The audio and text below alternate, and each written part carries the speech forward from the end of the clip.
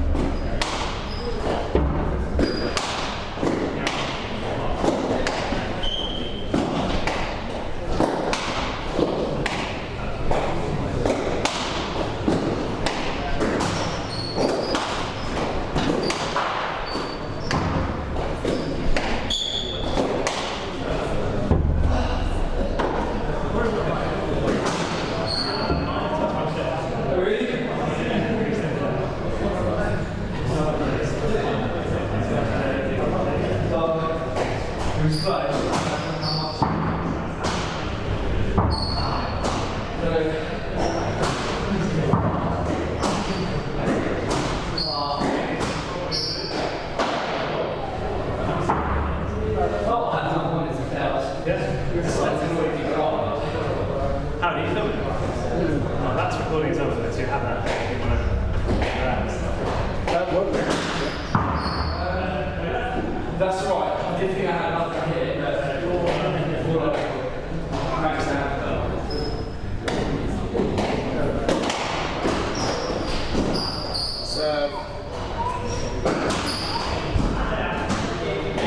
Hold.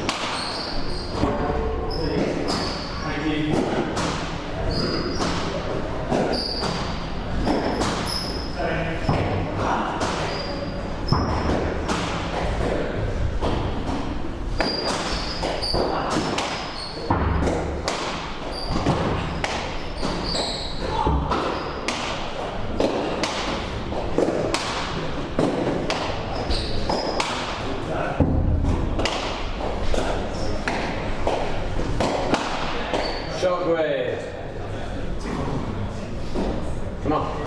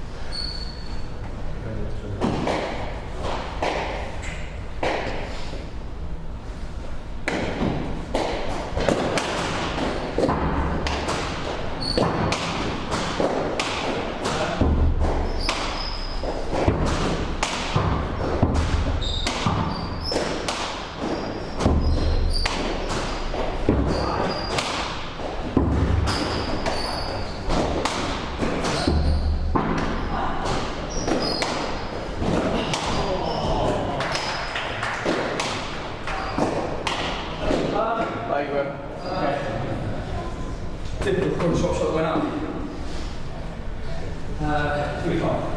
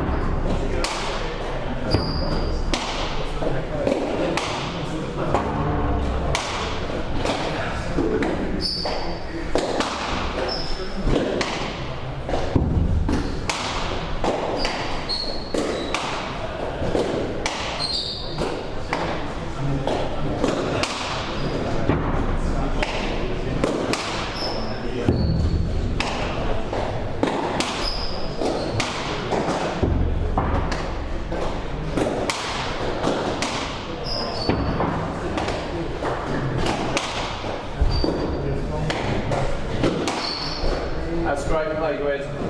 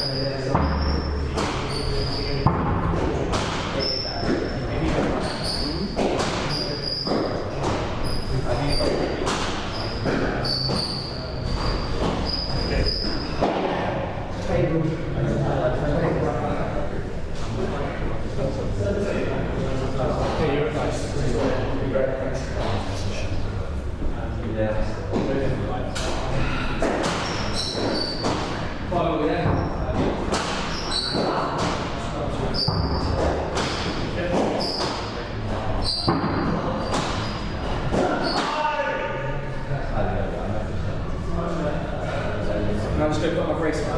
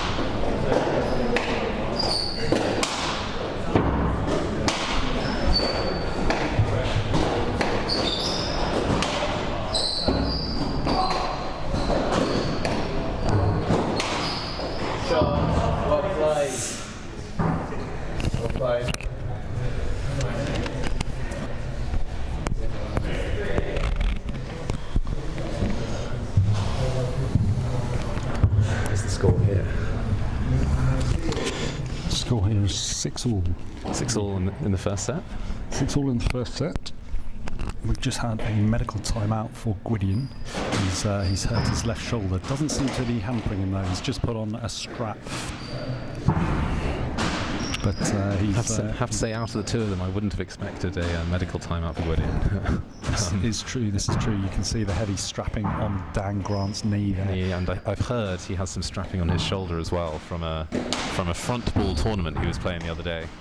There we go. He also doesn't seem to be affected by either of his injuries. He's hitting the ball as crisply as ever, using the angles there. Yeah, he's just trying to dictate the pace here. Trying to keep Gideon on the back foot, and so he can be in control of the rally. But that's a good reset shot from Gideon. Ooh, that's down. Going for around the front wall there, didn't quite pay off, but it's the right shot. As you say, Ben, trying to get Gideon moving around as much as possible. It's difficult in this scenario because you feel when you've worked such a good point, you have your opponent on the ropes, to then miss the final kill shot is quite debilitating from a mental perspective. Yeah, but you can't hold back though, because if you hold back, then you let them back into the rally. Well, exactly, and if you just play passively and start playing passively, then suddenly the whole rally can turn around in the blink of an eye. So what we're witnessing here is Dan Grant throwing the ball up a few times.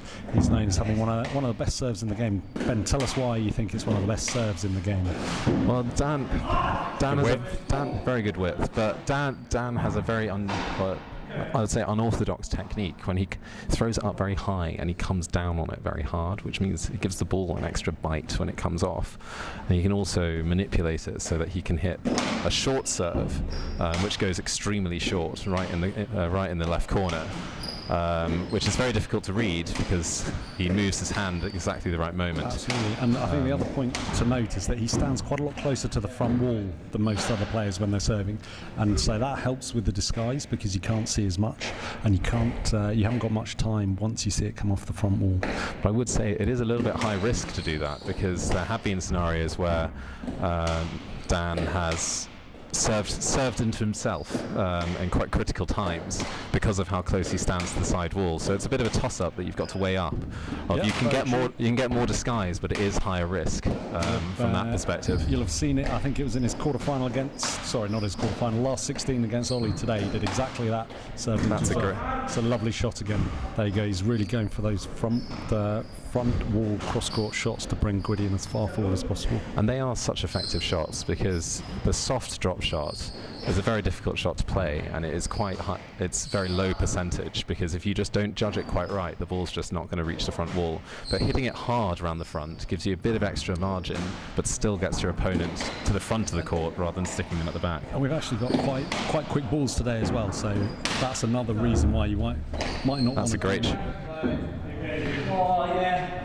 Oh, here we go. Gwydion shoulder's gone again.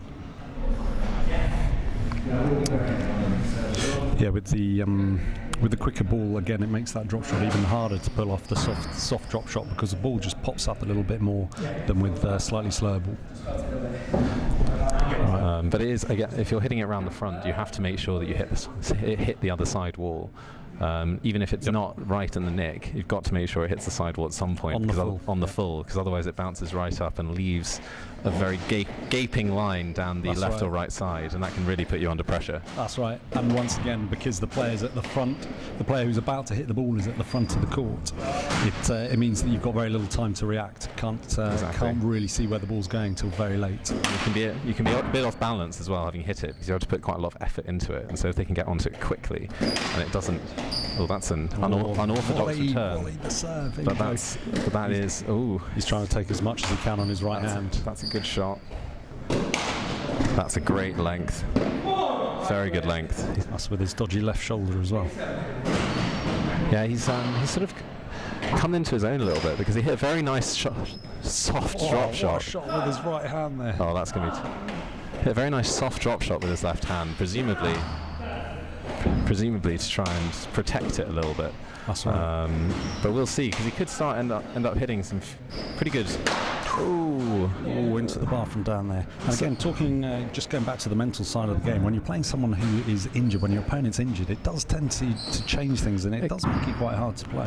It can really get into your head. I mean, I remember a national doubles where this exact thing happened, where it was actually against Dan and Dan Tristau, where Dan Grant had hurt his back, and then Ed and I managed to hit the ball entirely to the other Dan and lose the match. So it can get into your head a little bit when your opponent's injured. You feel like you should be winning, and so A, if you're not winning, you get frustrated, and B, you can tend to be quite conservative because you think, if I just keep these rallies going, I'm going to win. But not always the case, as we're seeing here with Gwydion. He's still playing phenomenally well.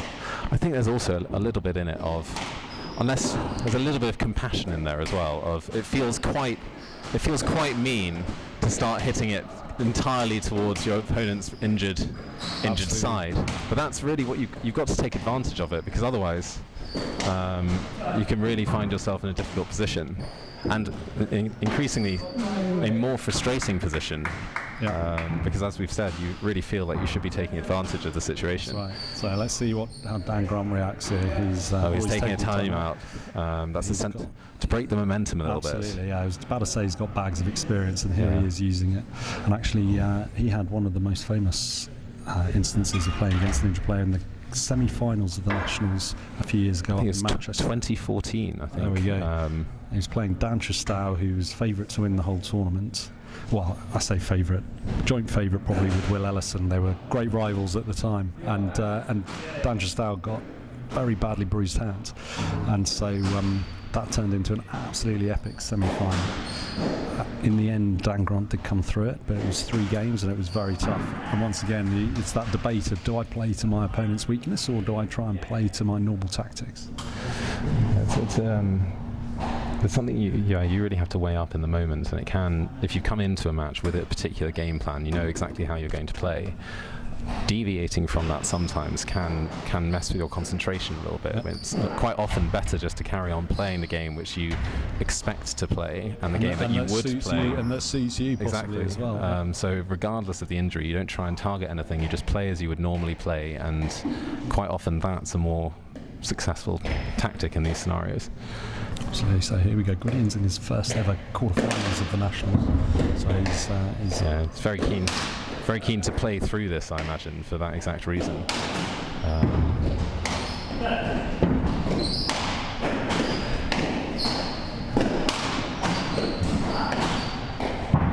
Dan once again dictating the pace. That's a great shot. Gwydion set him up there a little bit with the return.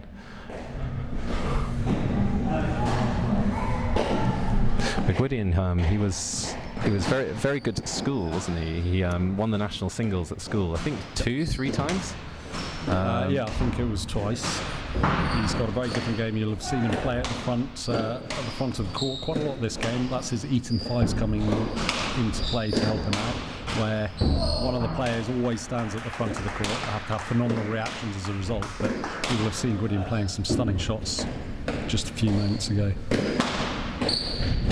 Yeah, it's a bit unorthodox to play at the front, because most Rugby Fives players, you learn to play at the back of the court, so you're learning to play in the final third and positioning yourself in the middle.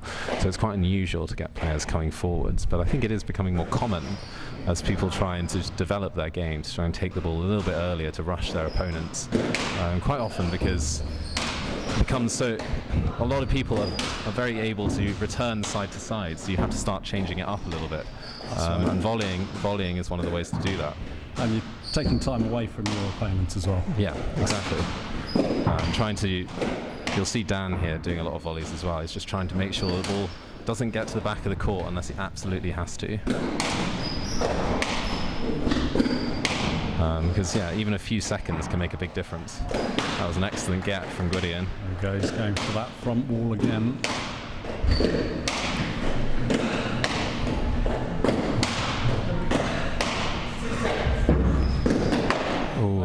That was a surprising shot by Dan there, I think.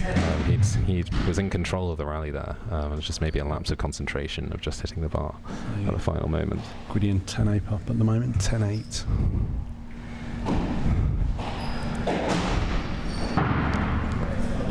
do you think? Do you think he goes for a short serve here?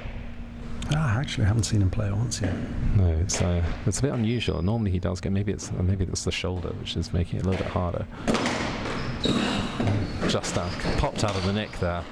Ooh, he could be calling for a no, that's very generous. I think that was... It's a good call. Very good call. Played Gwydion.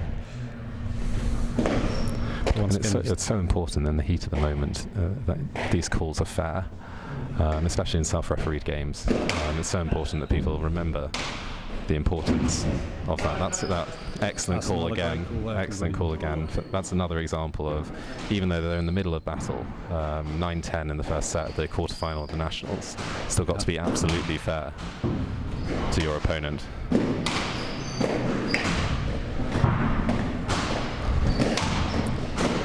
Does look like.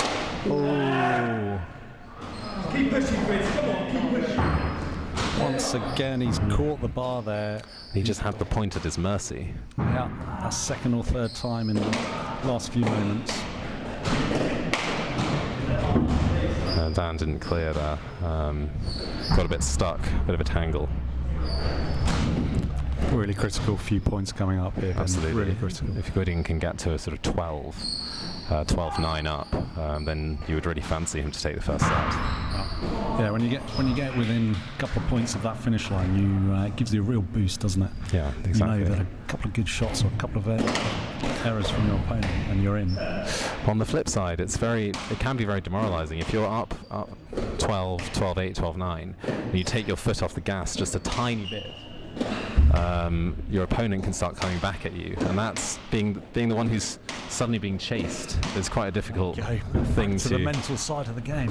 Exactly, it's a difficult thing to contend with. You start playing shots which you might not otherwise play, just to try and get through as quickly as you can.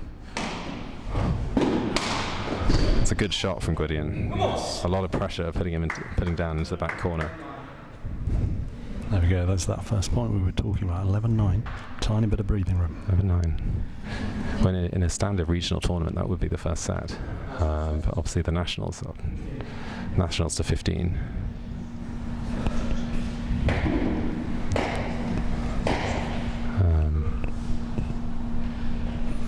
There we go, Gwydion sat there thinking he'd won that first game.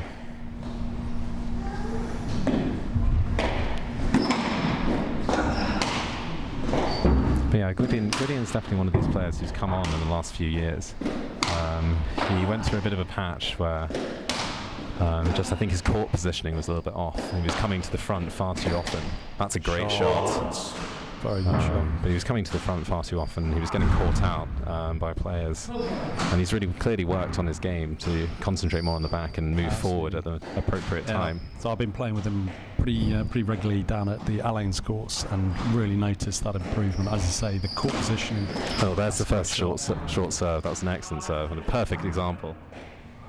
And what I think he's doing much better, he still comes to the front of it as we've seen today, but it's not, he's picking the right time to do it. Exactly. I think that's the skill and the experience that he's built up.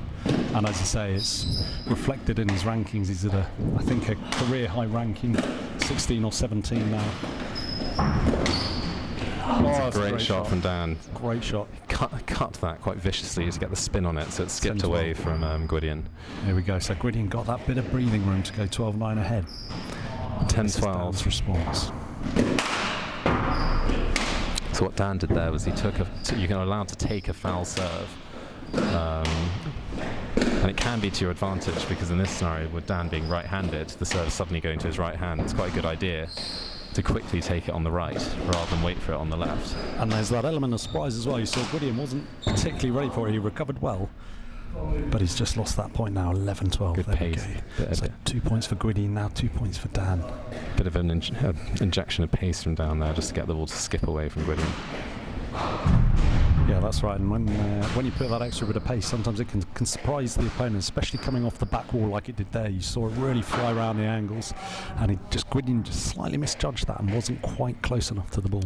And it's also in singles, it's particularly a good tactic in particular to sort of vary the pace that you're playing at for that exact reason. Because if you have a range of paces at your disposal, like Dan does, it's a good idea to hit hit maybe some slower ones to get your opponent slightly used to a particular pace, maybe different heights as well to just then when you suddenly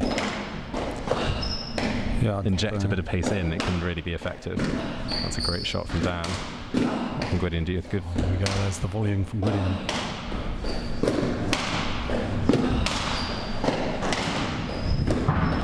That's a good shot. Forwards. That's a good return. Oh yes, that's excellent. a corker. Really good pickup. Really good pickup. Let's give him a 13-11 lead. 13-11. This is really the critical time of the 2 set points now. from victory now. Can Dan serve out? Well, 2 points for that first game.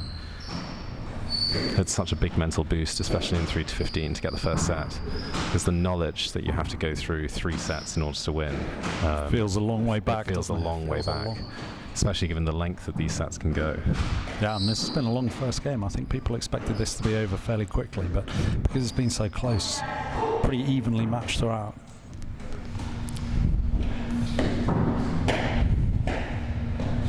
Yeah, Gideon certainly had a surprising taking his opportunity very well here. Yeah, that's right. This is the really critical point of the game.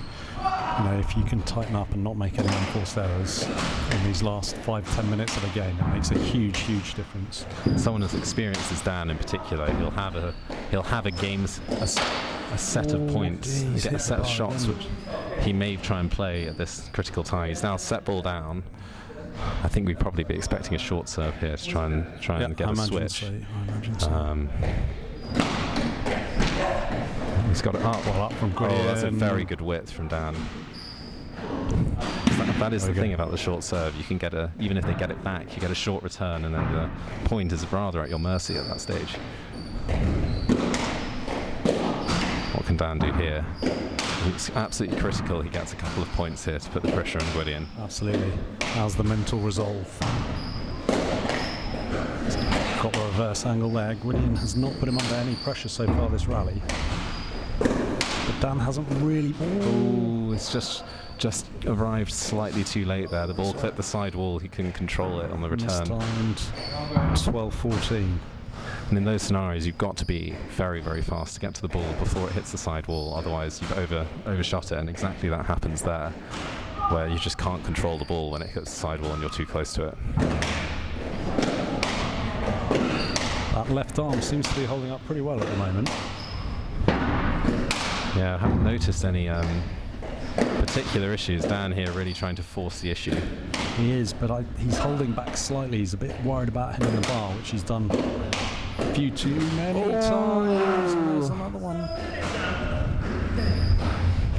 So another game ball here for Gwydion. There's just a lot of mistakes flowing from the gloves of Dan at the moment. Short serve coming, Ben? I think he's got to go short serve. It's going to go one more short. I think it's the even though Gideon was probably expecting it. There you go. You do get 3 down serves on game ball, so it's worth using 2 of them for a really good serve. 2 down serves. Well, 2 down serves, yes. You technically have 3, but you wouldn't want to use all of them. That's very true. I think he goes short again here. Yeah, I think so as well. A ripple of applause after the other quarter-final has finished his first game. There we go, short. He has gone short, but he's in trouble here. That's a good get. Dan looking to hang into this rally. Oh yes, Gideon really going for it. He's sensing his opportunity.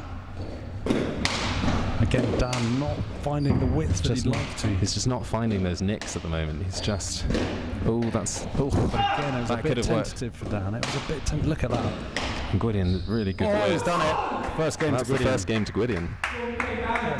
First game to Gideon. Who won the other one?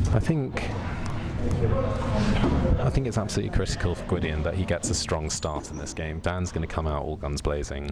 He needs to regain the momentum, which he'd lost towards the end of that first game.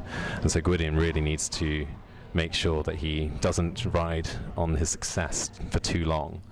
Needs to absorb some of the pressure, and so he can get back to the level that he was at the start of the first. But it can be very easy when you've won a tight first game, which you possibly weren't expecting to win, to just your level to drop slightly at the start of the second, and before you know it, you're 1 set all and it's all to play for. You didn't actually give a prediction there, Ben. So in terms of who will win this second set, I think Dan will be able to turn it around in the second set. I'd expect someone of his caliber to make this 3. And I'd actually expect him to win this one quite comfortably and go to a third game. I agree. I think it could be a lot faster than the first set if Dan maintains his concentration. So Dan using a bit more of a double shot around the walls. In singles, quite often you're trying to get tight to the side walls and rush your opponents. And in doubles, you're trying to get it to spin around, so it can cause a bit of confusion as to who's going to hit it next. But in certain circumstances, it can be very effective in singles, especially for someone who tries to come up and volley as often as Gwydion does. Yeah, as you mentioned a few moments ago, changing things up a bit is what he needs to do. No, you can't afford to play the same game, so coming with a bit more pace, as you can see, keeping it very tight there. That's right, targeting the left as well. And it's important when someone comes up to volley, you really need to get the ball round them. I think that's one of the things that players possibly don't think of. Because otherwise you're giving them a free volley. That's a great shot from Dan. That is a Dan Grant classic. That is a vintage Dan Grant shot. And that was lacking in the first game. Absolutely. Where have we seen? Where have those been for the last half an hour? He's been very, very passive in comparison to that. Whereas that was a proper, fully wound up for it and just creamed it into the nick. So you can see here he's trying to neutralise Gideon by keeping the ball tight, prevent him from coming to the front. That's a great shot. Do we want to let?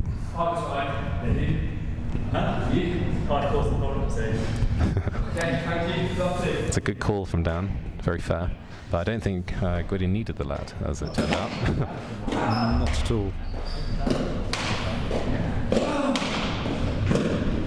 You've had some pretty close encounters with Dan in the past, Charlie. I seem to remember a very, very long quarter-final a few years ago. Exactly. Well, hence my prediction for Dan to win this comfortably. So what happened in our game was I won, I think it was to 10 in the first game, and then he came out and played extraordinarily well and won it to 4 to tie it at 1 set each.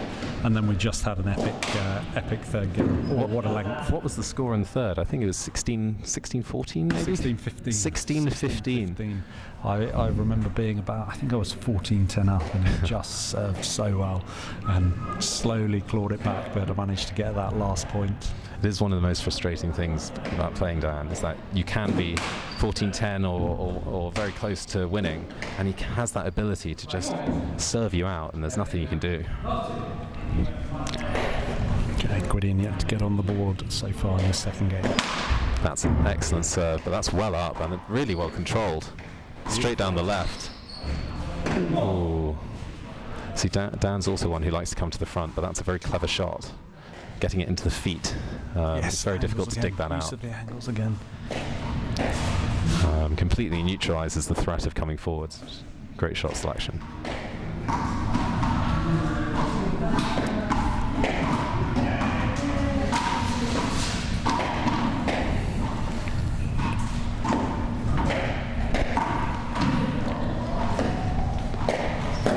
I remember a few years ago, that's a great serve. I remember a few years, Dan always, when I was coming through the ranks, was one of the people one of my least favourite people to play, because he could just completely neutralise you with his serve, just make it impossible to win any points. So you'd end up winning points on your own serve, but that's exactly really useless in this game. That in fives you score points when you're returning.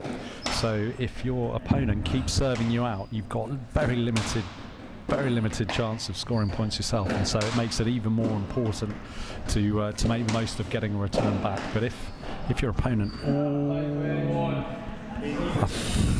I thought I saw Dan was struggling with his movement there. He's adjusting his knee strapping. Yeah, it wasn't as explosive as we're used to seeing him.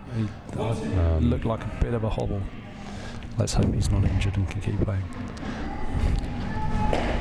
But it can give you quite an interesting outlook in these games where, when you're serving, playing a slightly different game to when you're receiving, because you want to be slightly more solid when you're serving, just to try and make them win every single point they have to win. And then when you're receiving, you can express yourself a little bit more because you're not fearing losing a point. Take a few more risks, maybe. That's a good return from Dan. Making sure he's on top of the rally at the start.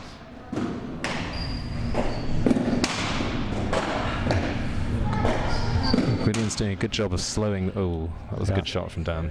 But he's doing a good job of slowing these rallies down to try and get himself into position. When he's under pressure, just doing a very high shot in the front so he can regain position in the centre of the court.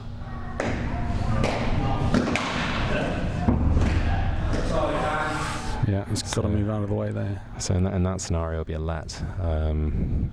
Replay the point.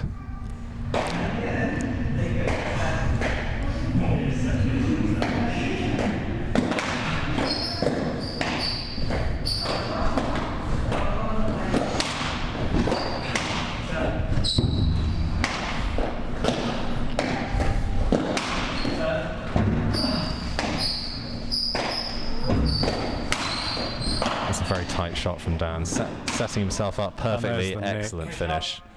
Very good shot. So he set that up with the tight shot down the right, did all the work there. Got the loose return so he could punish it into the neck.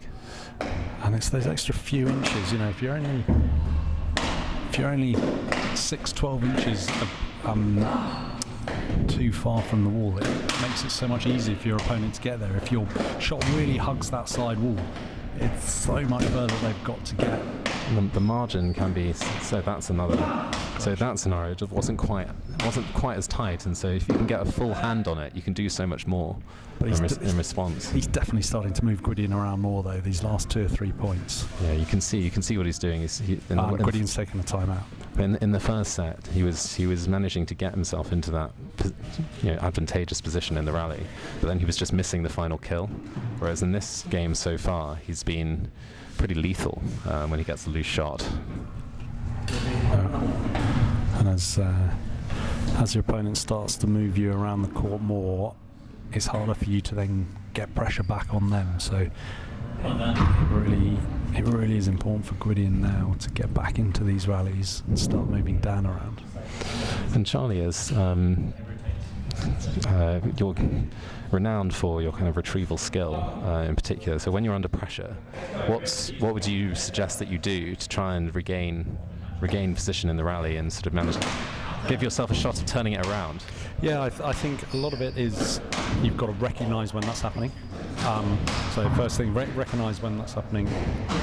Looks like he's just hit that into Dan. Recognise when it's happening and just try that little bit more to get on the front foot. And you know, when you're playing a fives match, especially 3 to 15, you can't be.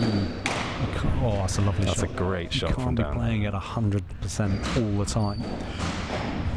But it's those situations where, as you say, you feel like you're under a bit of pressure and starting to lose momentum. That's when you've got to find your best and dig that little bit deeper. Really focus on getting back on the front foot and pushing your opponents into the corners. It's so important you don't lose focus on your own shots. One thing I've always admired about your game in particular is your ability to get down low to the ball at all times to give yourself the best opportunity to get it back. And it's particularly important, especially if you're quite tall. That's another good shot. That's a great shot from Dan. If you're quite tall, just to really exaggerate that movement and get down to the ball so you can give yourself the best chance of getting it up.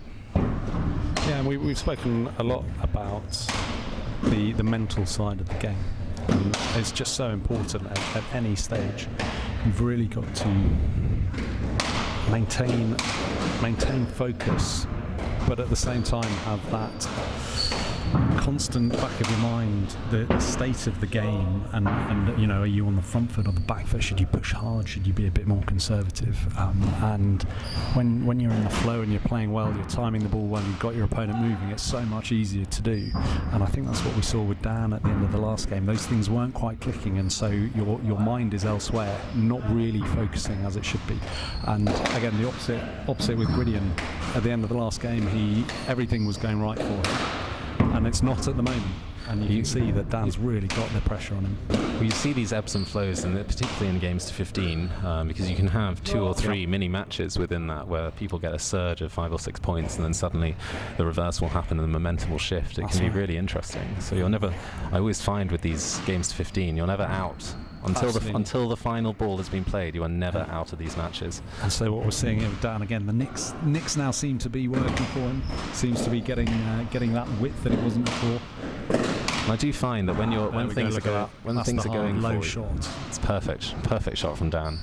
But I do find that when things are flowing for you, you focus less and you just play, and that's when you're most dangerous. When things are going a little bit worse, you start thinking about what you're having to do a bit more, and it becomes harder to change things up. That's right, you start thinking about your foot movement or your positioning on the court, and you're not focusing on just hitting the ball and moving your opponent around. Yeah, you lose sight of the game that you're planning to play a little bit. So here, Gideon really needs to turn the tide. He needs to get some points on the board. Dan's threatening to run away with this game. He certainly is. You can see here, he's on top of all the rallies at the moment. It's a good shot from Gwydion. Good width from Dan.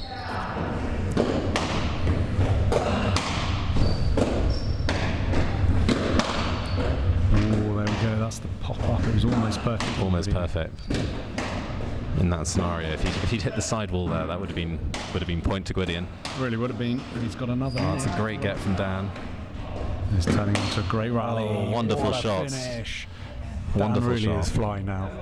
11-1. 11-1. What a start to this game he's had. Complete night and day from the first game, where you really saw him struggling at the front in particular. Dan's gone full Love up. 11-1 to Dan Grant here as well.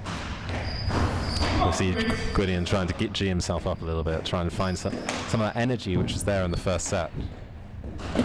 You see there, in that scenario, I think he needs to take the ball a little bit earlier, so that there wasn't a particularly good shot from Dan. It was quite loose. Clipped the sidewall. If Gideon had come in and taken the ball before it hit the other sidewall, he could have put Dan under a bit of pressure. You can see that Gwydion's having to take almost every ball beneath his knees. Ooh. I was just saying, Gwydion's having to take the ball really low every time at the moment, whereas Dan's been given much more freedom to play. And so it's an unforced error there. And Dan is one of the most talented players in terms of his hands. He has an incredible ball striking ability, so he can hit the ball with so many different kinds of spins, and that's from his background in other ball sports. And so you saw before a couple of cut shots down the right hand wall in particular, and they just zip off the floor, and they're so difficult to deal with. So 11-1 or 1-11 down. Do you go for it, or do you save your energy for the final game? I think it's important that Gideon builds a bit of momentum here. If he goes into the third set having been absolutely hammered in this set and looking out of sorts, it's going to be very difficult for him to turn it around. That's a great short serve from Dan, and it can be such a mental thing to have a long run on your opponent's serve and then serve them out immediately as soon as it switches, and so before you know it, you're already back on serve. It's very difficult to deal with that. You feel here, if Dan can win a couple more points. Well, he's only four away from the game. Is that a lapse in concentration? Is that going to be temporary, or is he going to go back to where he was in the end of the first game? Yeah, he rather spurned that opportunity because he set it up so perfectly to... well up. There's the court helping Gideon out a bit there, popping up off the back wall. Yeah, Gideon got down very low for that.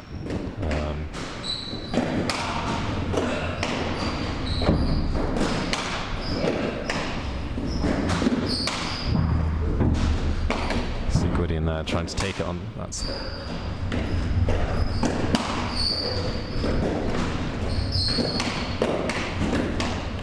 set of volleys there. Wonderful. What a wonderful he likes shot. That one. And Dan's called a timeout. Wants to reset after that. Gideon has just started to get the momentum back a little bit. We are allowed two timeouts in a set, I think? 2 30-second timeouts in each set. Is that the same to 11, or is it? It is the same to 11. Yeah. That does seem like a harsh rule, Charlie. I have to say, a game to 15 can almost be double the length of a game to 11. That's right. Ben, maybe you should have write a letter to the RFA. Let them know your thoughts there. A contentious topic. Seemingly. But actually, we've seen, I think, both players now take timeouts. I don't think the 30 seconds is particularly rigorously enforced. I think there's an allowance for, given the strenuous nature of the tournament in particular, just allowing players a little bit of extra time to reset themselves. Oh, we've had a medical timeout, a couple of regular timeouts. But the timeout is as an aspect of the game. I mean, I rarely take any timeouts, and it's something I need to build into my game. When would you consider taking one, Charlie? Yeah, I think it is, well, either when you've lost your focus, you realise you've lost your focus. I think that's probably the best time to do it. The other good time is when your opponent, even if you feel like you've got the focus and playing well, but your opponent's got momentum and has gone on a run of points. And if that's the case, I'd probably be looking at, if they got more than 3 points in a row to take the lead, or we're in the lead, that's when if you're 10-3 up and they win 3 in a row, not so bad. But if you 3-7 down and they get to 10-3, then that's the kind of time. Yeah, that's very true. Hands up, 10 love. 10 love. Bloody hell.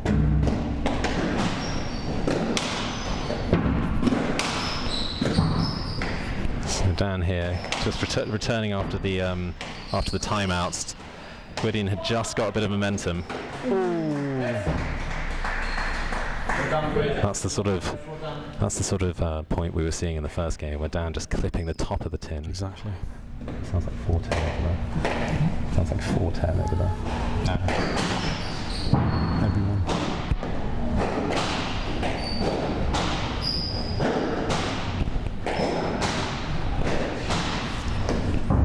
So Dan is 11-2 up, I think. 2-11. Is it 2 or 3?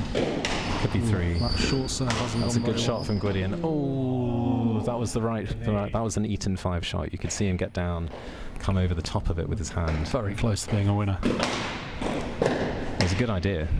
If that had gone in, it would have been a straight winner. That's a point for Dan. That's crucial now. Dan needed that. 12-3, I think. So Dan needed that to reset a little bit. exactly. Finishing line in sight now. This is going exactly as Dan would have wanted it, knowing he had to win in 3. He'd want to get through the second set as quickly as he could. That's an excellent shot from Dan. Great retrieval from Gideon.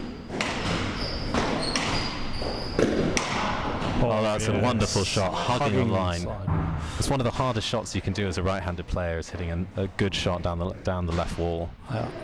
As you say, it's that footwork, wrist position that he's... It's a combination of everything. It's wrist position, it's footwork, that's a great shot, great length. He's in control of this rally now.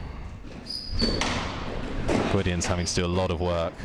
Oh, well played though, That's Gwydion. well played. Oh, he's got good width. Yeah, he's caught him out. That was one where I think Gwydion just misjudged it slightly. That's right, he was a bit too far forward. Bit too far forward. Recover. But there we go, is that? Yeah, and in that scenario, he can still push up a little bit, but he just needs to watch out for the wide shot around the walls. So I think you're right. That Dan will be happy that. Oh, let ball there. Definitely a let ball.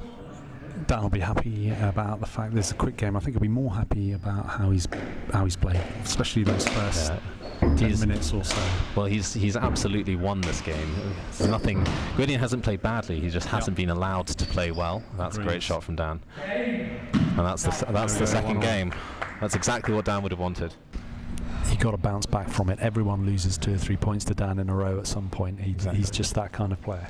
And I think that's one of the things that maybe, certainly when I was younger, it was difficult for me to accept, is that sometimes your opponents just hit good shots and there's not much you can do about it. Yeah. And if they do hit a good shot, that's fine. People will hit winners, they will hit shots which are unreturnable, and that is just something you have to accept about the game. But it's important not to get overawed by that. You have to accept that, but carry on playing your game, and that can be very difficult.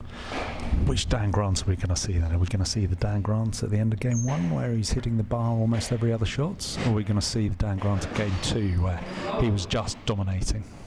There they go. That's a nice touch to see them high five before the start of the third.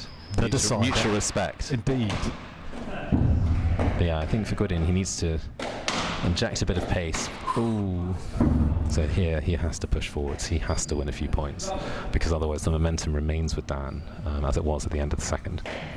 Let's keep an eye again on those injuries. How's Gwydion's left shoulder? How's Dan's right knee? Neither of them seem to be totally pain-free.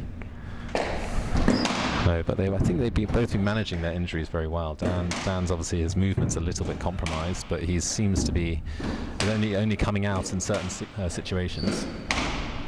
But he's clearly willing to push through in order to secure this win. Ooh, what a nick! What a pick up! Great pick up from Dan. Oh, and that's a fantastic shot from That's Gideon. two brilliant shots in a row. We didn't see that at all in the second set, so he's clearly up for this in the third.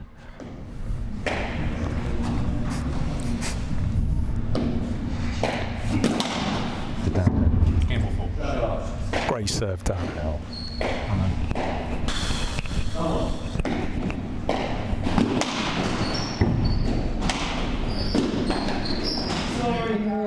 I felt Dan could have still played that shot. I feel he could have got it. I think there. he went very early there. He could have deviated Yeah. and gotten around. Because but Gwydion would have been way out of position. it is difficult.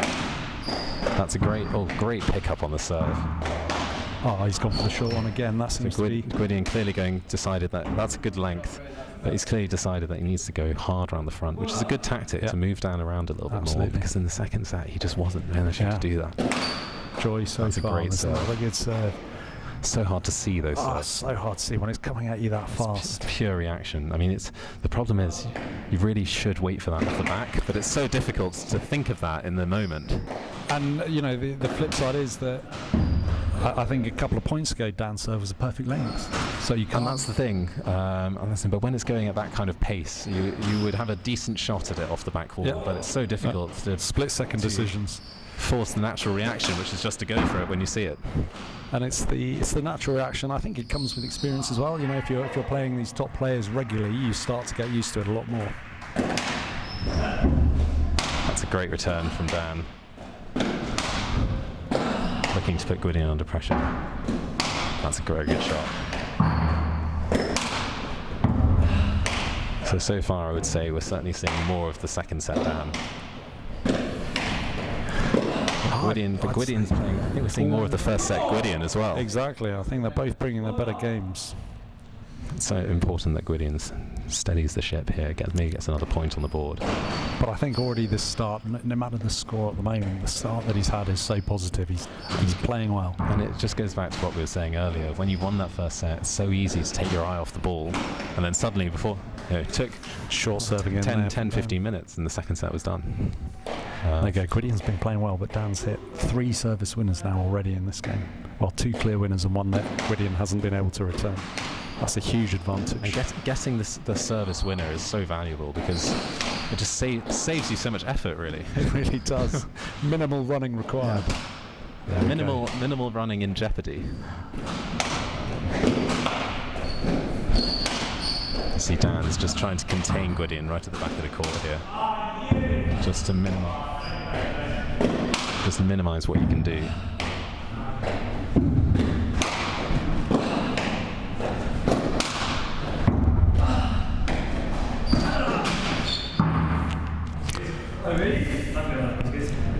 I think I agree with him. I think that was good. What did you say, Charlie? We didn't have a great view. When initially my thought was that he didn't get it up, but it's too close to call, and those ones are almost impossible to call unless you're the one playing the shot. Playing a let ball, which I think in this scenario is the correct call. I mean, there's an argument to say that it's Dan playing the shot. It's his call. It's his call, and he was the one closest to it, and is the one who's able to feel it. Yeah. And Dan is not one to be calling shots up if they're down. Yeah. I don't think he's overly pleased, so let's see how he reacts. That was a poor serve from Gideon, I think. A bit of a recovery there. Sounds like. Oh, okay, there we go. Sounds like Dan Tristau has managed to win the other quarter-final. Sounds like it. Got Karma here on court 3.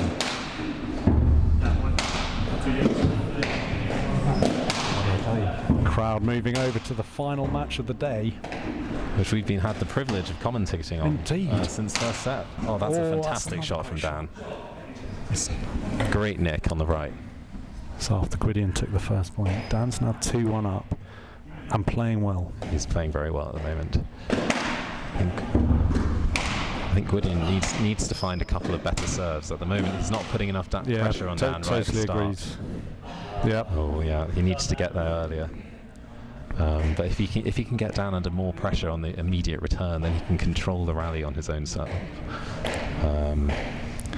I spoke about Gideon getting a strong start. Those first few minutes were strong, but he's gone off the boil slightly, and he's 3-1 down. Didn't fully take advantage of it. He had a good surge. I was about to say 1 or 2 more from Dan, and it could be really tough to come back. But Dan has tanked it into the bar again. Bit of a story of the match so far.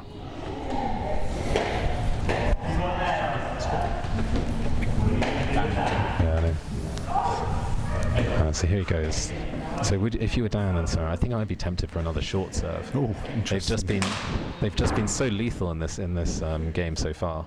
I think he's hit 3 winners from them already. That's an excellent serve. That was down. Good call. That's a good call from Gideon. Definitely look down from here. 3-1. Yeah, certainly with the glass back, you really get exposed with the ups or downs. Interesting that Dan didn't move for that one. He would have been in a very good position to take advantage of that. But you're right, the serving from Gwydion's been a bit loose in this game.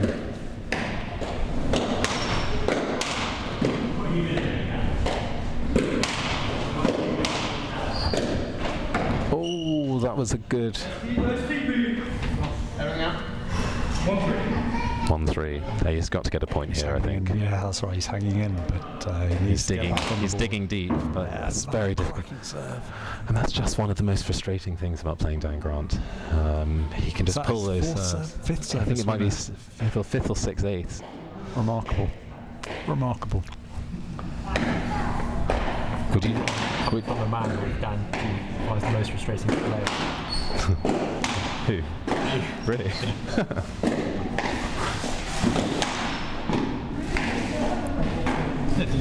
No, he doesn't like that. You would say that over the past sort of 10-15 years, Dan has probably had one of the best, if not the best, serves in the game. He found a way around there, got to it. That was a long rally, one of the longest we've had. Where would you rank Dan's serve as within the I wouldn't say all time, but certainly within the last sort of 15 years of serving? I can't think of anyone who serves better than him or has served better than him. What I would say is that's partly because he thinks about it more. If I look at the likes of It's a great serve. the likes of Theo Parker, Tom Watkinson, Ollie Arnold, they've got the power to really trouble people off their serve, but I don't feel like they play it right. And I agree. I think one of Dan's main strengths is the fact that he can vary it so much. He has so many serves at his disposal, and he's very good at using a backhand there. He's very good at varying it up, and it can be hard to settle into a rhythm with it.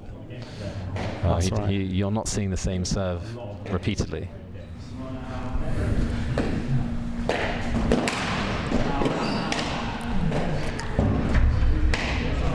I would say, as a potential interesting call from Gideon. He could have taken a let.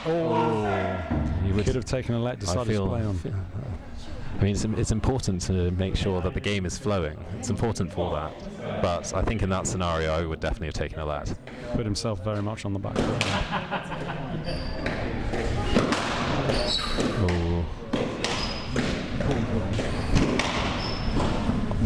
Oh, yeah. It was a good spin on that from Gideon. 1-4. So he needs this point here. It does. Dan couldn't quite get the same zip on that serve.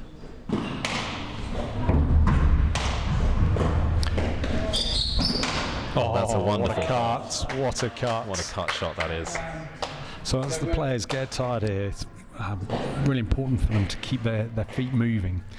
It's one of the hardest things at the end of a fives match, when your feet just feel like lead, but then you're off balance, you're not in the right position to play your shots, and that's when the mistakes come. But I find in that scenario, in your head, you're still playing the shots that you could play right at the start of the match. But it's unless you keep your feet moving, that's when the errors start to come. Oh, what a shot from Gideon after a great shot from Dan. Oh, he's got that. Oh, what a rally. Oh, what a rally. Excellent stuff. Great play. Now, these long rallies, who are they going to benefit? Because both players did a lot of running in that point. It's great to see the commitment. Absolutely. We've had quite a lot of time on court for only a 4-1 score. That's really going to start taking its toll. You can see with Dan taking a timeout very early in the match. At 4-1 up as well. 4-1 up. Unusual.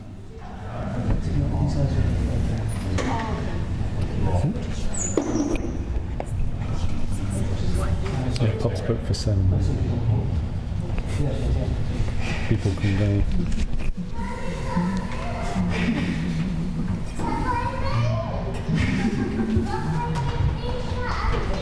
We have the future of fives here today with us. I'm sure they will benefit from the tutelage of their respective parents.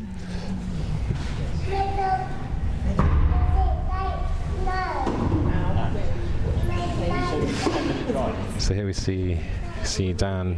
Dan is coming back onto court after the timeout. 4-1 up. Are we close enough to walk to the ground? I don't mind driving. I'm not going to.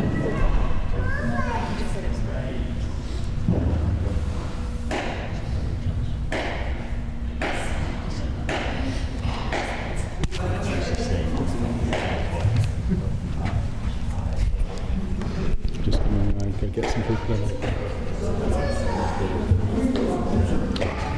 Would you like to join?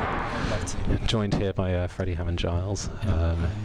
He's got a school protege at the moment. Very much in the future of fives. Unfortunately, Ben was a little bit too strong for me earlier today. Well, he had a very good game earlier. Left me a lot of ground was covered by Freddie during that match. That's one way of putting it. Yeah, I was at various points lying face down on the floor.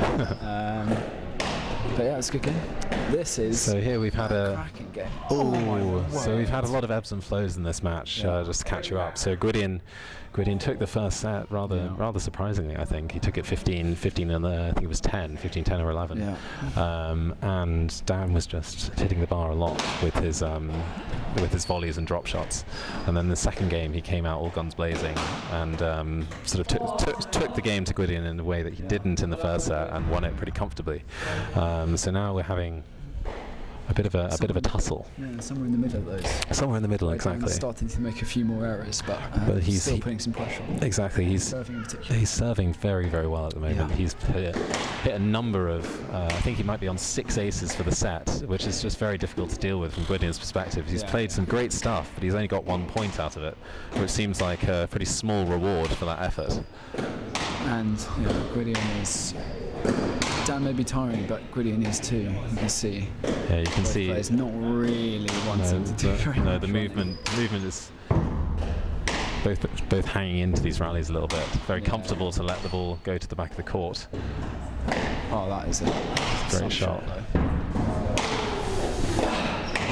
Yeah, I have to say, Freddie, you were not particularly comfortable letting the ball go to the back of the court, no matter how tired you were. Oh. Dan was up in that rally, and this is the problem. Dan, he's relying very heavily on serve at the moment. Whenever he gets into these scenarios, he then isn't managing to win the point, but is managing to serve his way out of trouble. Which, it's not going to win you a game. But you never know. No, I mean, Dan's serve is it's not as good as it used to be, but it's still still very difficult to deal with, and he can put so much pace through it, and it skids through so low. It's very hard to react in time. The main problem is that that's a wonderful shot from Gideon. The main problem is the more times Dan serves, the better Gideon's going to be able to read it. You get used to that. It is one of the things about Dan, though, is that he can vary his serve so much. true. He has such variety on the serve, Yeah. because he can hit the one around the front, and he can hit it to the back, to the side. He's just got so many weapons at his disposal.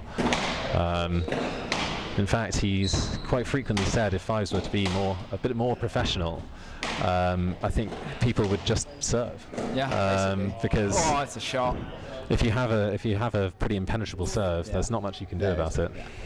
You can lose all the rallies in the world, but if you can serve them out. Well, it's one of the reasons why the serve is such an important shot in the game, is that if you can either serve someone out or set the rally up so that you're automatically in front, and sort of do a serve +1 tactic where your +1 is a free shot. Yeah. It's very difficult to break through. Yeah. That's true. And the concentration you have to maintain to get back a serve like Dan's, where you're trying to think about where he might go and what you're trying to do is pretty immense as well. Absolutely. Quite often it's just really about survival with the serve, just trying to claw it back and then see what you can do with the rally. And get in the rally. You're doing all right. And that's one of the most important things. That's a great shot from Gwydion. It's one of the most important things to remember is that you don't necessarily need the best return in the world, but you do just need to get that ball back in play to give yourself a shot at winning a point. Yeah. If you try and go for something too big off the return of serve and you just miss it, it feels like a very big wasted opportunity. Serve down. Yeah, exactly. And it's so demoralising. It's very demoralising. I mean, there wasn't... Having done a massive rally to get back on. And then immediately aced. Aced, or what's more demoralising is if you then just dump the return straight into the bar. You do hate to see it. But there wasn't much that Gwydion could do about that previous serve from Dan. No. That was pretty unreturnable. Brutal. Which is what we need to see more of from Dan, I think, if he wants to win this. Yeah, very, very tense stuff here.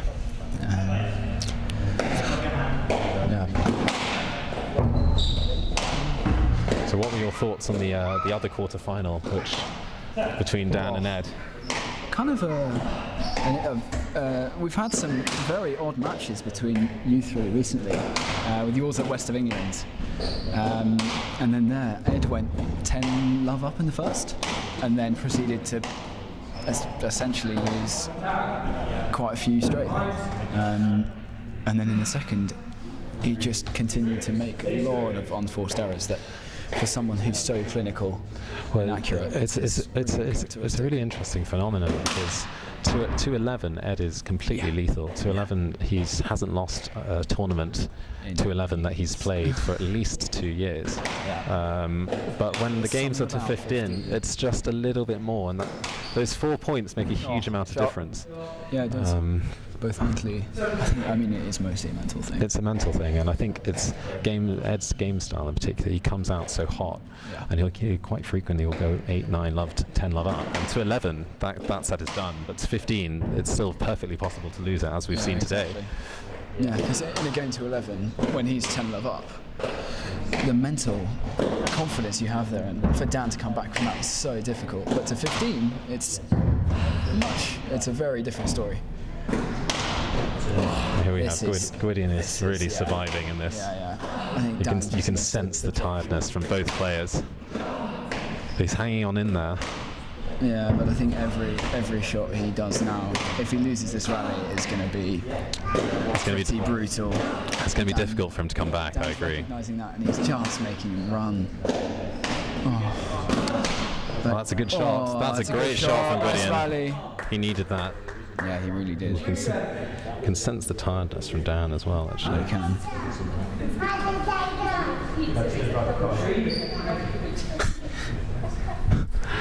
Dan just complimenting his opponent there for the excellent retrieval we just saw. Really, insult. really redlining it. So here we go. I think if you can serve out maybe a short serve, he's had a lot of success with the short serve in this particular set. But it's hard to reconcile yourself. I think we're still only at about 4-3 maybe. Yeah. The game really has extended. Scrappy. It's been scrappy. It has been scrappy. Still 4-3. It's still, I think it's around 4-3. Getting to the pub at about 8. They waited so long to start this match as well. And well, it's been a lot longer than we anticipated.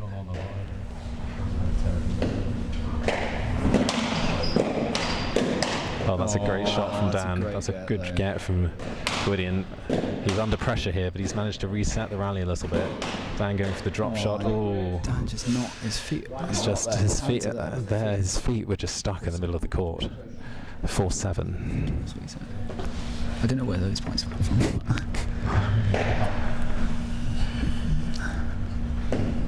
There we go. Oh, That was one which you really expect Gideon to get. just the time. It's 7-4. It's 7-4. Sometimes the easy serve can actually be the one where you just lose concentration. Well, in particular, when you've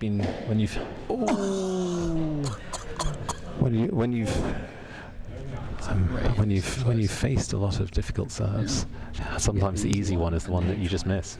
You try and capitalise on it instead of just getting it in, and then it goes in the bar. So Freddie, as No, that's a good shot. as a relative newcomer to the Five scene, is there anything out of these two players' games which you would sort of seek to integrate into your own? No, definitely.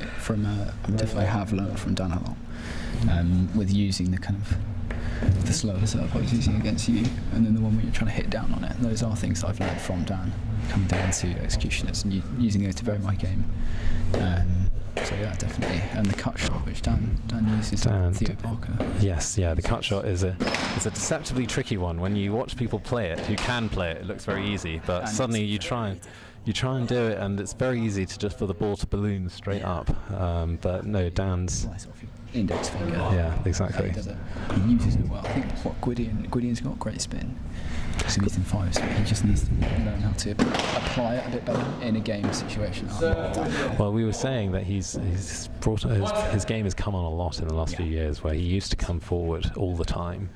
I seem to remember in Nationals a couple of years ago where you played and he was just at the front of the court. Yeah, no, it was. Yeah, it wasn't. And in that scenario, when you're playing someone who can control the ball quite well, they can just hit it past you the entire time, and you don't really give yourself a chance at winning. But he's stayed far further back in recent years, and he's reaping the benefits from it. That was a great shot from Dan, millimetres above the bar.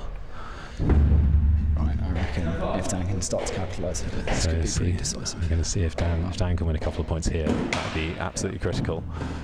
I feel like he just needs to exert himself a little bit more. Yeah, just like that. Shot. Exactly. He just needs to get onto the ball a little bit earlier and start exerting. He can get the second wind and start charging around the court like he was in that second game, I reckon. It wasn't expecting that to come out of the nick, and so ended up flapping at it and just went straight out of the court. So I think we're here at 8-5. Yeah, 8-5. Still tense, very tense. Still very much, so much of the game still left to play, which somehow. Still, it's been quite cagey in this third set. It's been exceptionally cagey. I think the players need to. That's a good shot from Dan. But I think the players, he could have taken that early. I think they just need to go for it a little bit more. I think Dan's having some success now with that round the walls one, where he's getting Gideon to turn and try to hit up with it. He's just not quite getting underneath it. And he's a very, very clever fives player, Dan. So you just wonder what his plan is at this point, because he can't do stuff like that.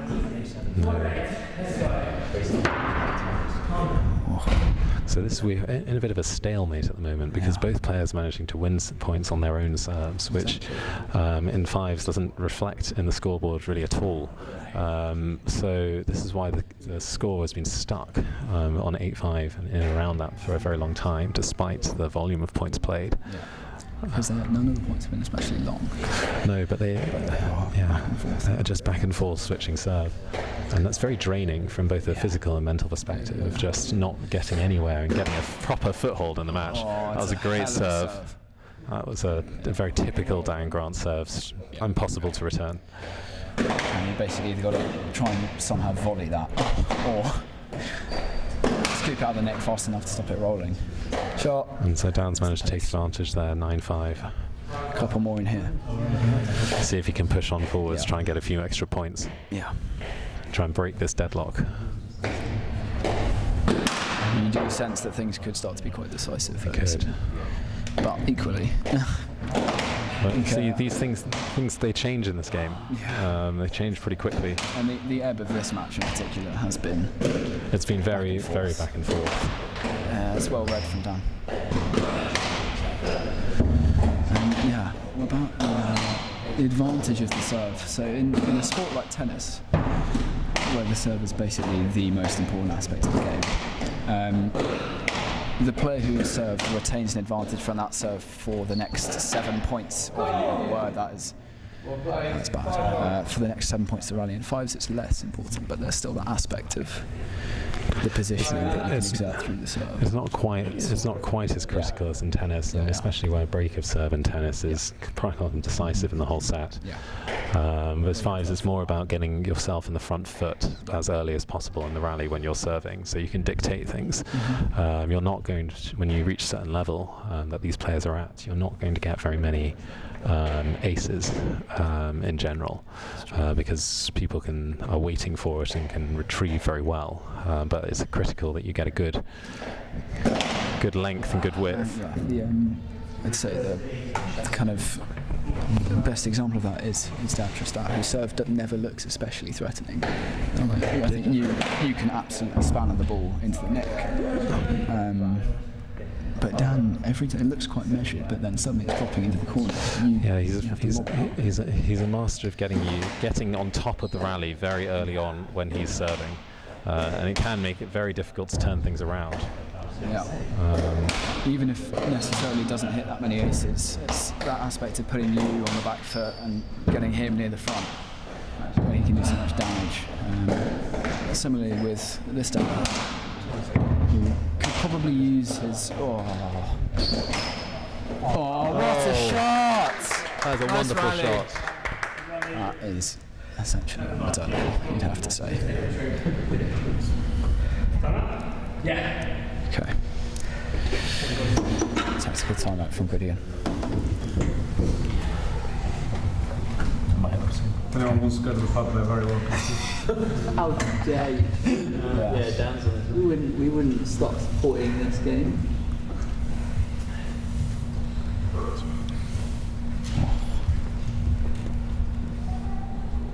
Speaking with Freddie, we're going straight to the pub, by the way. Okay. This might be a bit smelly, Freddie. Just saying.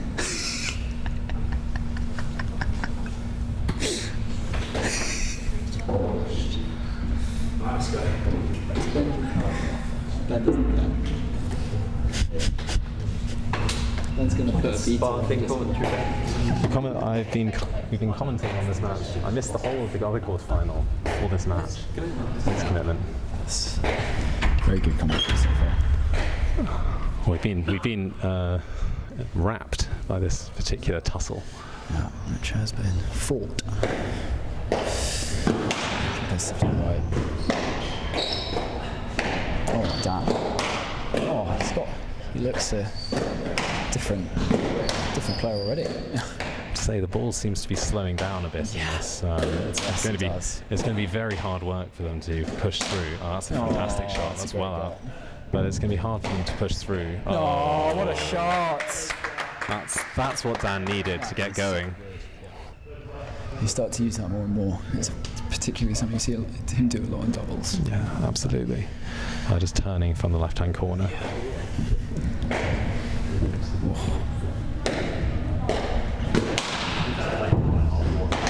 there it is again.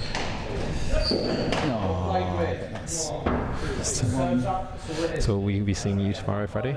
You going to be staying off or Yeah. making your way back? I've got a hotel room booked, so I fantastic. don't really have a choice. That is I'm very excited. the difficulty of the format is that it does require you to book your accommodation. That's all right. Yeah, I mean, traditionally, the two least watched games in fives are the national singles and doubles finals. So Yes, even fantastic that they've changed though the frequently some of the best matches of the season. yeah, generally, Yeah. both to 15. Yeah, normally there are a few more people here for the single. The national doubles can be particularly quiet. I wonder if any modifications were made to the format in order to counter that. Yeah, they usually have a challenger or some kind of other tournament on the side to encourage other people to come and watch. Oh, there's that timeless. Gwydion needed to get that serve out, Really good. having worked so hard to get back on Yeah, on the return. When Dan gives you an opportunity like that, not just to get the serve up, but to put some pressure on him. I think you've got to take it.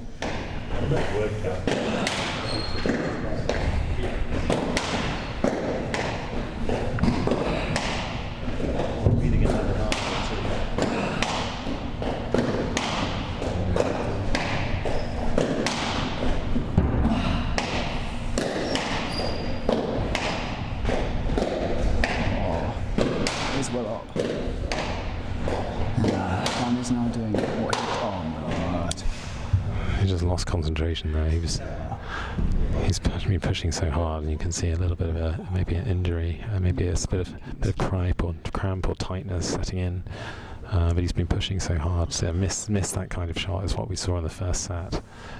He was very much up in the rally, and then just the final kill, just creeping into the bar. Difficult. The atmosphere. It's palpable. The atmosphere. The atmosphere's good. Bad. I don't know. It's tense.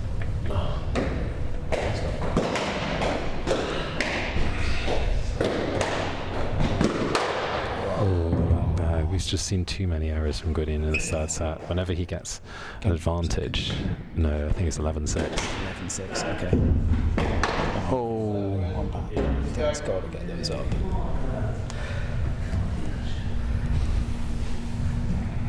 Oh, absolutely brutal. And you can see the pain on Dan's face after missing that particular shot. So critical in these final stages. That's a good shot from Gwydion. That's the right shot. 7-11.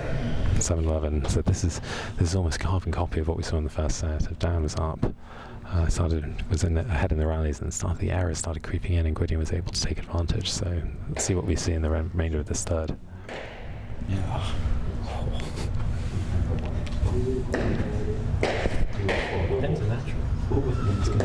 He's got the silky tones.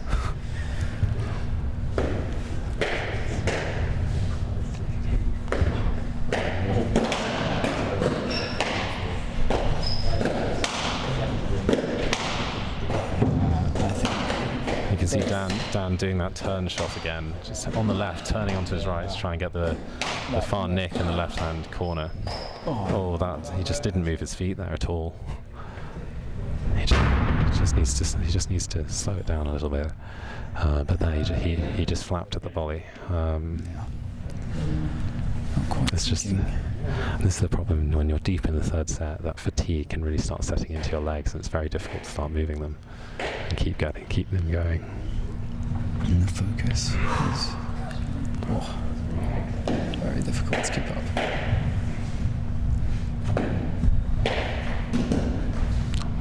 And what serve do you think we see from Dan here, Freddie? Would you go short serve? Would you go long? Deep. You think deep? I think he should go short. I think he can go for if he's going to go deep. Yeah. That's a serve that we've seen Gideon missing quite a lot. He managed to get under that. Oh, that was a good shot from Dan. Very good shot. It came very tight into the left-hand wall. Yeah. And when you've got those tight legs, getting those back is incredibly difficult. I think Dan will be disappointed with conceding the let there. He had a good view on that ball. If he managed to hook it past Gwyd. Not the best position from Gideon there.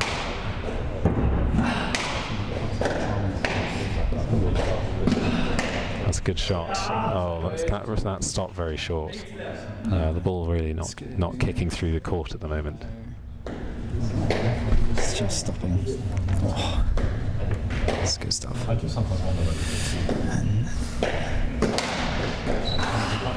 And This is supposed to be fun. This is an amateur sport. We've given our weekends to play, and Dan Grant is in extreme pain. Yeah, you can see the growth. We've had some injury scares from both players. Yeah. In the first set, Gwydion's His left shoulder. arm, his shoulder, whereas Dan, you see the strapping on his knee. Oh, that was well out from Gideon. Oh my word. Do you hate to see that? It's those kind of points which Dan's can't afford to concede, and he has been conceding in the first and now in the third He's set. moving around so well. He's put so much in the third rally. Put so much into it, but he didn't concede a point there. That was his opportunity to get further ahead. 12. I always like the number 12. Getting to 12 feels good. Yeah, well, I think certainly I don't when know you're why. in a game to 15, when you're reaching sort of 12 point, Yeah. you do feel like you're on the final stretch. Yeah, 11. When you get past the point of 11, I think Yeah, exactly. it's always nice. Oh.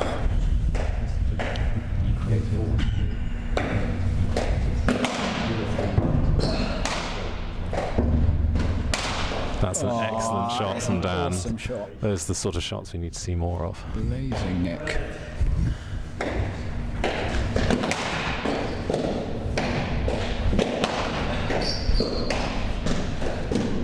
And Gideon do here.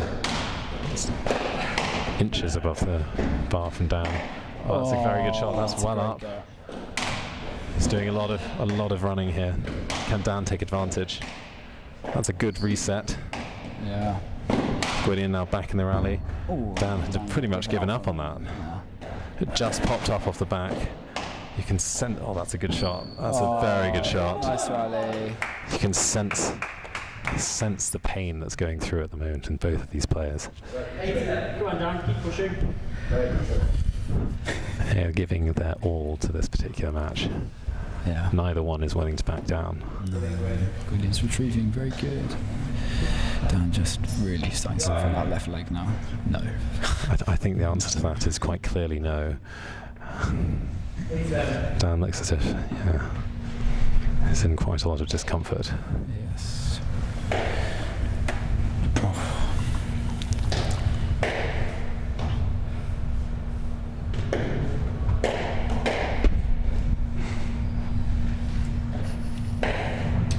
Everyone's waiting with bated breath for the outcome of this.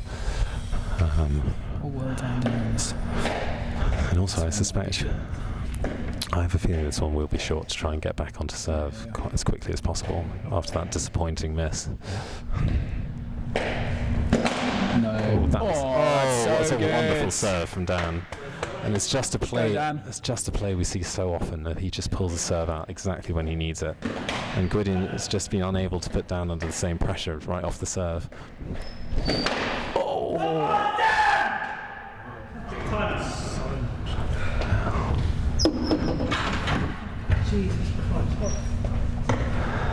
And you can see, you sense the frustration that's boiling over with both of these players. He had a lot of time there, and it's just very agonising at this particular point. When you get a free shot right at the front, it's very difficult to come back. That serve out. Exactly. Been in that position. It's very difficult. It's very mentally challenging after you've set yourself up so well to then miss a shot like that. We'll see what Dan does after this timeout. In the past, this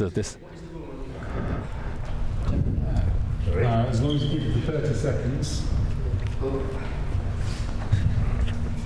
well, this is Dan's second timeout of this set, so he is now out of timeouts. We've had one, I think, from Gideon, and we've had two from Dan. Well, it's difficult to tell. I think Dan could maybe sneak it, but he needs to cut out those errors. Let's go.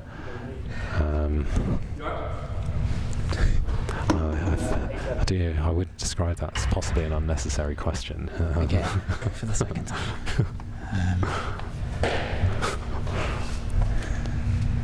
Let's see. There you go. I think.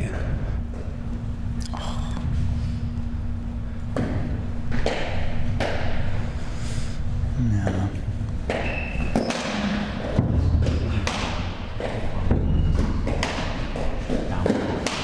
That's a good shot from Gideon. Yeah, it's very nice. Very good length. And Dan's got it. 9-11, and this is really where the difference between 15 and 11 really comes into it, because if this was to 11, Dan would have been off court 20 minutes ago. Oh, that's a that is a serve. fantastic Go down. serve. And it's that variety on serve, which is we've spoken about before. But it's very difficult to deal with. Moving between that. It's so hard to know With that where he's kind going of to go. disguise, It is. Oh. Dan will be disappointed with that as well. I feel like Dan knows that he should be trying to push that back down the left into itself into a good position. Well. Oh, that's well up. That is very well. That's a nice Brilliant. Oh, that's a good drop shot. shot. Well up. Gwydion really. Oh. Yeah, Dan coming back to the middle a lot. See a bit of flair with the backhand. He's Get got the into sense. he's got into a bad habit with that one. That one. Oh, that's a good shot. That's a good length. Just caught down at the front of the court. And I was seeing some stretching from Gideon as well. But neither player seems capable right now of scoring any points. Doing anything more than surviving. And not breaking down. Getting into a bit of a Puddle on the floor. becoming a little bit turgid here. One of these guys is coming back to work. Yeah, I know. Oh my god. It's play me.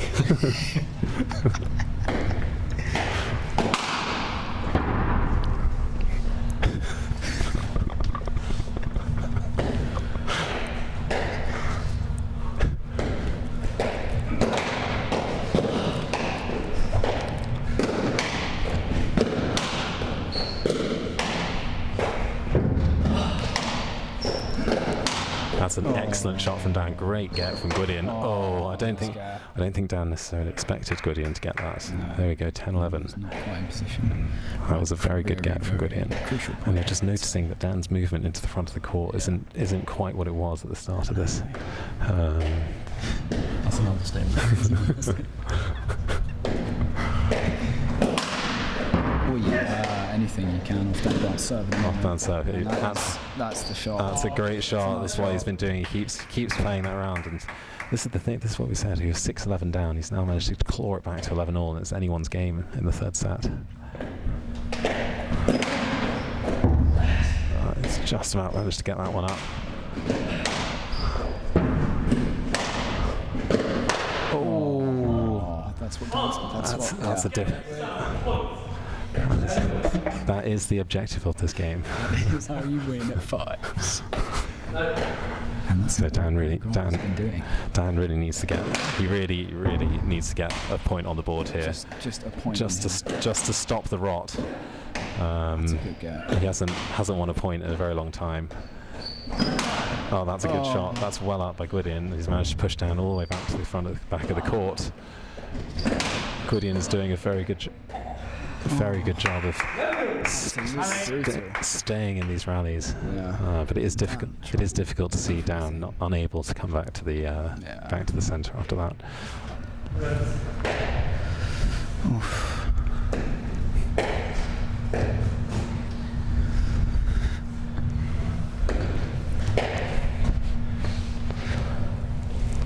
Yeah, it's this sort of.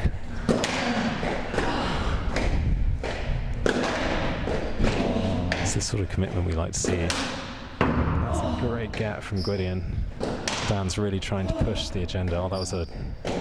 Instead of using his movement, he's using his shots. He's retrieving right now. Is spectacular.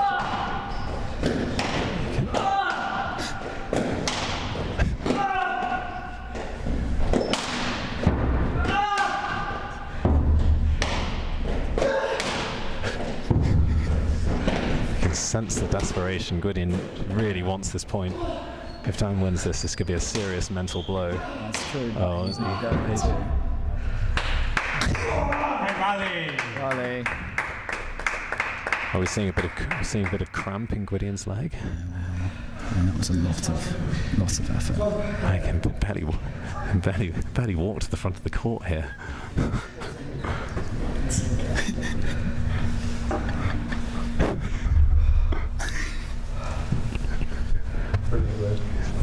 Needs to get a banana. Yeah. going, guys. Let's go. Add one more for master trick.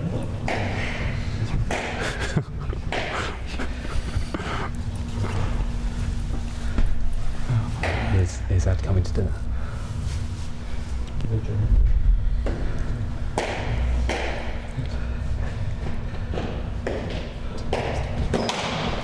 Oh, that's an excellent serve from Dan.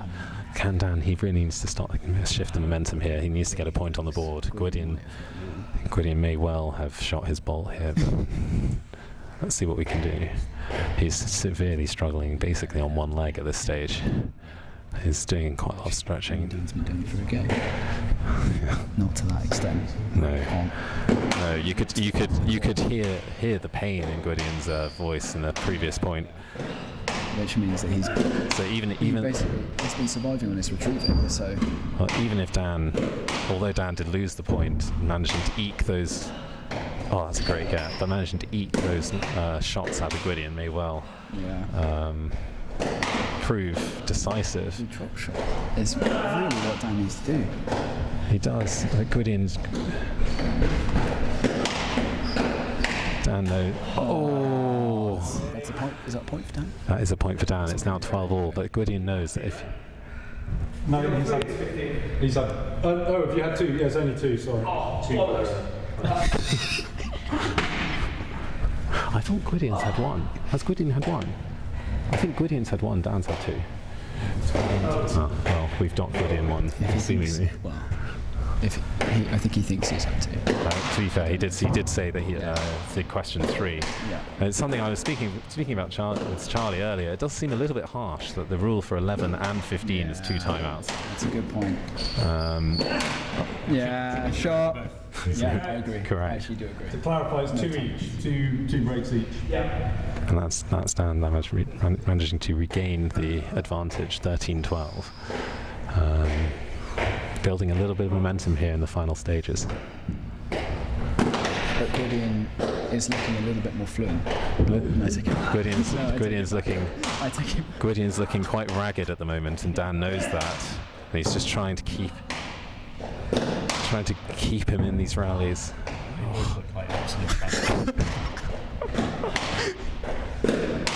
It's been, I have to say, a long time since I've seen two people. What a shot! And that is what Dan has needed to find. And that's what he does. 14-12. It's a heroic effort from 11-12 down in this sort of scenario to come back to 14-12 up in the third. It's so hard.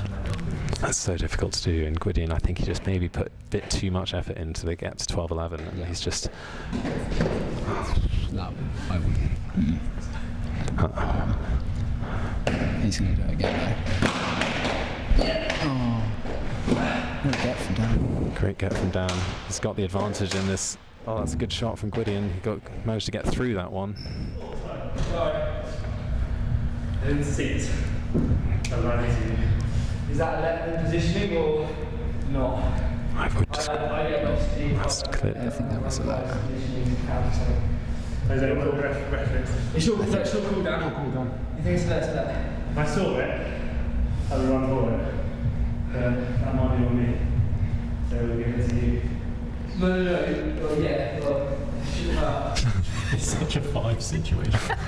Is that reasonable? Yeah. You're cool, Dan. I would describe that as a lad. I'm not making any decision here. It's totally up to you two. I think we're in danger of overthinking this scenario a bit. I think it was a bit of a clear lad, to be quite honest. Well, I think it's a let ordinarily. Yes. I think it was actually together. But I think he was. But I don't think you take physical condition into it. I think you do. I think it's whether you have to get whether you're going to get to the ball. You think you're going to get to it. But obviously that's very difficult. I would say generous from Dan in this such a tense scenario. No, it's a good that's shot. A hell of a shot, Dan. Yeah, he really would love. He would love to win this point here. He can't. If he gets served out by Gideon, then that will be. Oh, that's well up. Gwydian's in control of this final rally at the moment. It's sort of been reset. Oh, it's a good get by Dan. That width is so hard to do when you're tired. Yeah, I think. Oh, and there we have it. Game. What a fantastic game. Dan Grant managing to pull it out of nowhere in the third set. Possibly the most agonising game you will ever see. And that is Fives. This is what we Struggling against Ben. Semis today.